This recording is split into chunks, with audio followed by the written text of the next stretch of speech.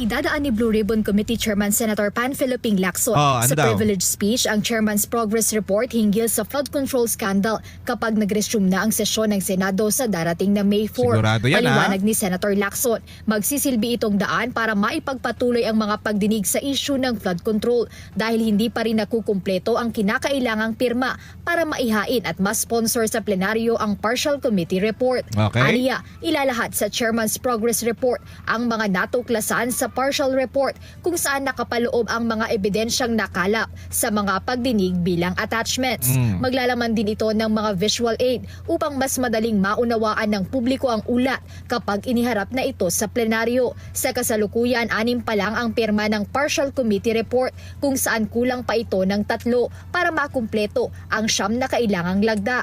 Gayunpaman sinabi ng senador na bukas pa rin siya sa posibilidad na may iba pa siyang kasamahan sa Senado na pipirma sa partial committee report upang maisulong ito sa plenaryo kung saan maaari itong talakayin, amyendahan at pagtibayin. Kaugnay nito na una nang inihayag ng Blue Ribbon Chairman na inihahanda na niya ang nasabing Chairman's Progress Report upang ibahagi rin sa Department of Justice at Office of the Ombudsman upang makatulong sa pagbuo ng mga kaso laban sa mga sangkot sa anomalyang nangyari. Bukod dito, nais din niyang muling imbitahan si dating House Speaker Martin Romualdez sa susunod na pagdinig ng komite at pagharapin sila ni dating Congressman Zaldico.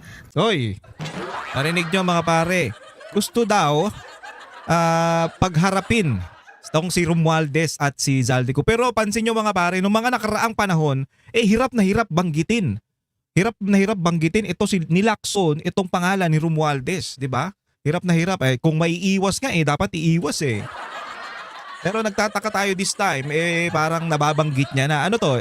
Ito ba yung paraan mo para makaikot ka na dahil alam mo na, 'di ba? Para makaiwas ka na doon sa issue na ituturo sa iyo kasi nung una, 'di ba? Ay bakit parang nililigtas mo ikaw ang nag-aabogado kay Romualdez? 'Di ba? 'Yun ang sinasabi at nakikita ng mga Pilipino na ba't parang ganito to ba't ganito to si Lacson? Parang inaabogado si Romualdez.